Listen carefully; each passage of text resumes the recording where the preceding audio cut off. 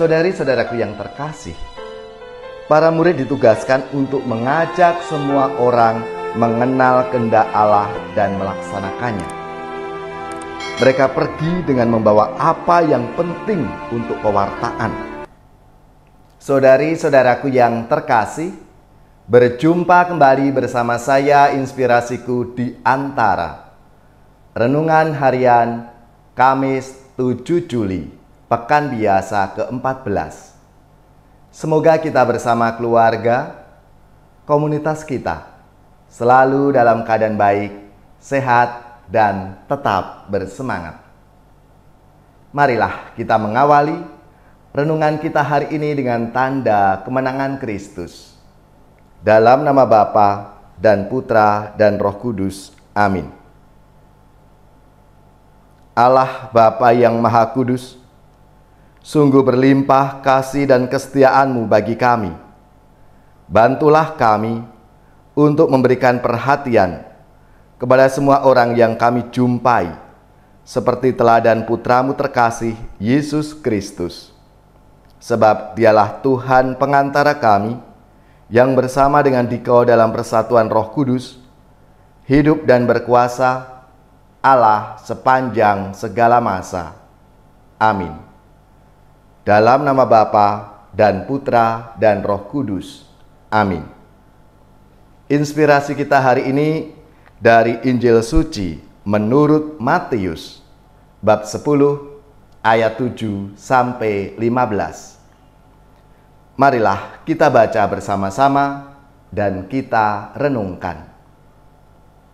Pada waktu itu, Yesus bersabda kepada ke-12 murid-Nya, "Pergilah dan wartakanlah, kerajaan surga sudah dekat. Sembuhkanlah orang sakit, bangkitkanlah orang mati, tahirkanlah orang kusta, usirlah setan-setan.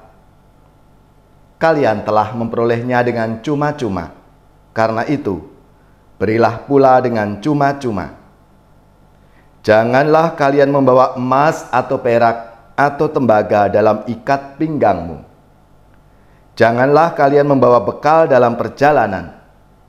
Janganlah kalian membawa baju 2 helai, kasut atau tongkat, sebab seorang pekerja patut mendapat upahnya. Apabila kalian masuk kota atau desa, carilah di situ seorang yang layak dan tinggallah padanya sampai kalian berangkat. Apabila kalian masuk rumah orang, berilah salam kepada mereka. Jika mereka layak menerimanya, salammu itu turun kepadanya. Jika tidak, salammu itu kembali kepadamu.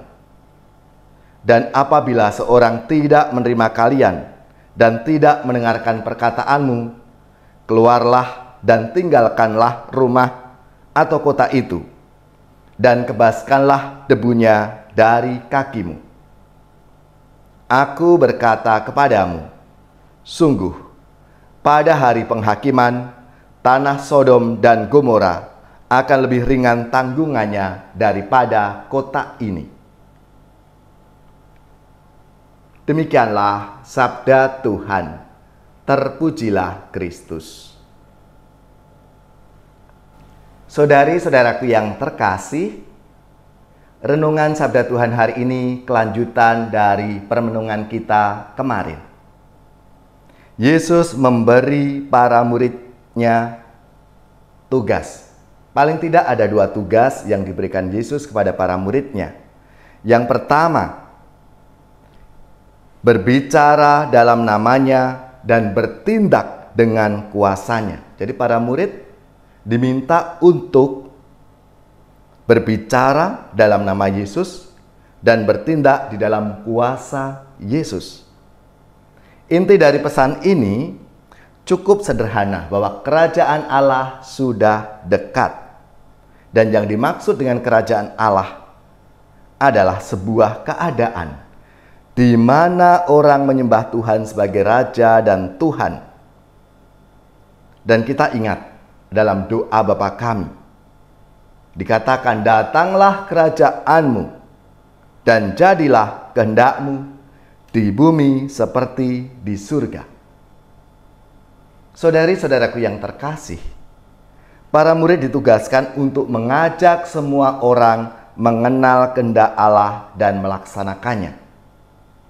Mereka pergi dengan membawa apa yang penting untuk pewartaan, namun meninggalkan apapun yang akan mengalihkan perhatian mereka dari sabda Tuhan itu.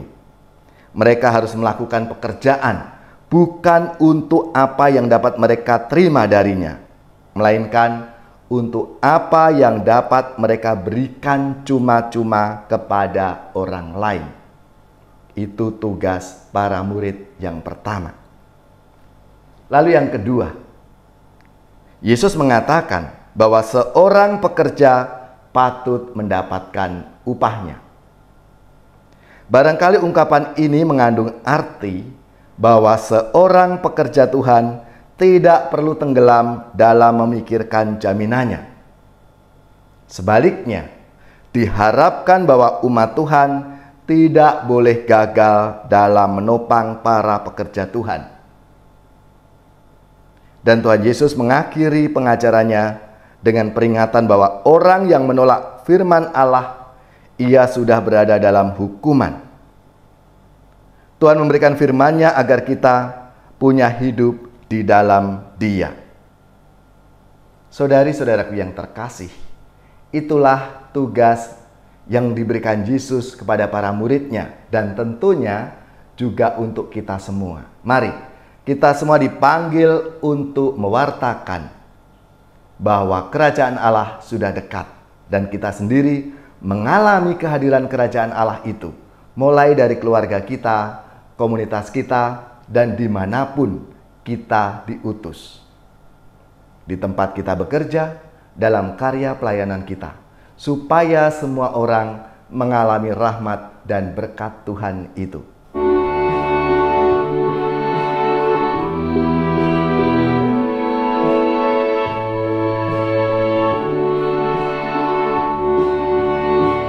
Hanya di Kau Tuhan Allahku dan harapan hidupku.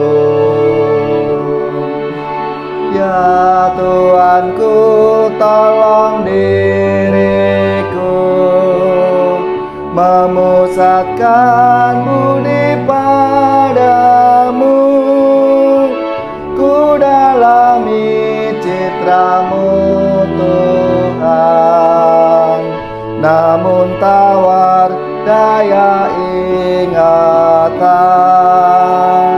Hanya di Kau Tuhan Allahku dan harapan hidupku. Ya Tuhanku, kelam diriku memimpi cahaya sinar-Mu, walau kini hatiku sepi, ku percaya di Kau di hati. Hanya di Kau Tuhan Allahku dan harapan hidupku. Ya Tuhanku, gentar hatiku menghadapi goncangan kalbu, dalam di Kau tumbuh harapan, ketenangan dan kedamaian. Hanya di Kau Tuhan Allahku dan harapan hidupku. Ya Tuhanku, sesat jalanku, tunjukkanlah arah padaku. Sering daku tumbang di asa, bangkitkanlah niat dan rasa.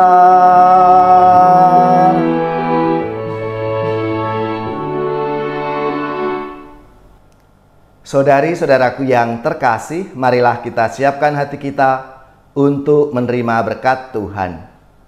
Semoga saudari-saudara sekalian, keluarga-keluarga, komunitas kita, orang-orang yang kita doakan, mereka yang sakit, yang menderita, seluruh tugas, belajar, pekerjaan, usaha, serta karya pelayanan kita dibimbing, dilindungi, dan diberkati oleh Allah yang Maha Kuasa, Bapa dan Putra dan Roh Kudus.